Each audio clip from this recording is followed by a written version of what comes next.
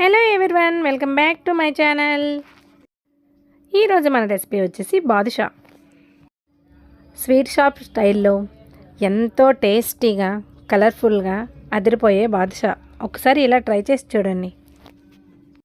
నేను చెప్పే ఈ చిన్న చిన్న టిప్స్ ఫాలో అవుతూ చేశారంటే బాదుషా అచ్చం స్వీట్ షాప్ స్టైల్లోనే వస్తుంది.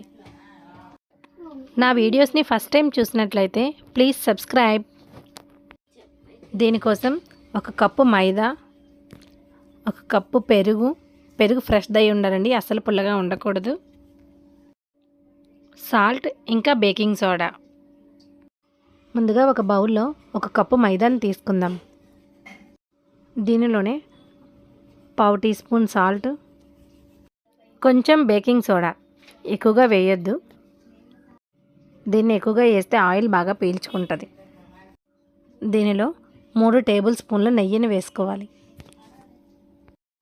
నెయ్యి లేకపోతే నెయ్యి ప్లేస్లో ఆయిల్ని కూడా వాడచ్చు.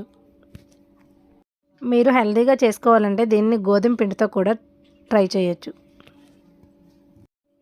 వీటన్నింటినీ ఒకసారి బాగా మిక్స్ చేసుకోవాలి. దీనిలో కొంచెం పెరుగు యాడ్ చేసుకుంటూ కలుపుకుందాం.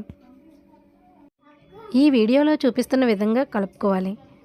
ఇది పలుచగా అవ్వకూడదు, అలానే గట్టిగా అవ్వకూడదు. దీనిని ఒక 20 నిమిషాల పాటు పక్కన పెట్టి నానబెట్టుకుందాం. ఇప్పుడు పంచదార పాకం పెట్టుకుందాం. ముందుగా ఒక ప్యాన్ తీసుకొని మనం ఏ కప్పుతో అయితే పిండిని తీసుకున్నామో అదే కప్పుతో 1 కప్పు పంచదారని తీసుకోవాలి.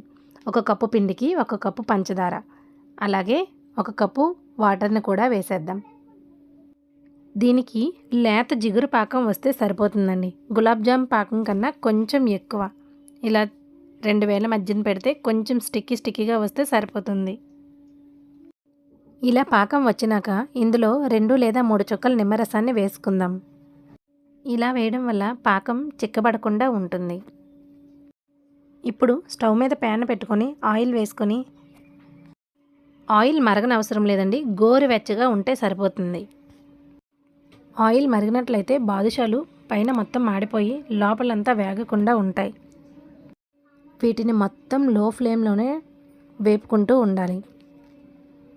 ఇవి కాస్త వేగినాక ఇలా పొంగుతూ ఉంటాయి. ఇవి గోల్డెన్ బ్రౌన్ కలర్ వచ్చేంత వరకు లో ఫ్లేమ్లో బాగా వేపుకోవాలి. ఒకవైపు వేగిన తర్వాత వీటిని టర్న్ చేసి రెండో వైపు కూడా బాగా వేయించుకుందాం. ఇది కూడా లో ఫ్లేమ్లోనే వేయించుకోవాలి. ఇలా బాగా వేయించుకున్న బాదుషాల్ని మొత్తం తీసుకుందాం. చూడండి, అస్సలు ఆయిల్ పీల్చకుండా ఎలా ఉన్నాయో. వీటిని ముందుగా మనం రెడీ చేసుకున్న షుగర్ సిరప్ పంచదార పాకంలో వేసేద్దాం. రెండో రౌండ్ బాదుషాను కూడా వేపినప్పుడు ముందుగా మరిగించుకున్న ఆయిల్ని చల్లార్చుకోవాలి. ఆయిల్ బాగా చల్లారినాక మళ్ళీ స్టవ్ ఆన్ చేసుకొని బాదుషాల్ని వేయించుకోవాలి. వేడిగా ఉన్నప్పుడు వీటిని మళ్ళీ వేస్తే మొత్తం మాడిపోతాయి. ఈ టిప్ని ఫాలో అవుతూ వేయించుకోండి, బాదుషాలు పర్ఫెక్ట్గా వస్తాయి. ఇవి ఒక 10 నిమిషాల పాటు పాకంలో ఉంటే సరిపోతుంది. బాదుషా రెడీ.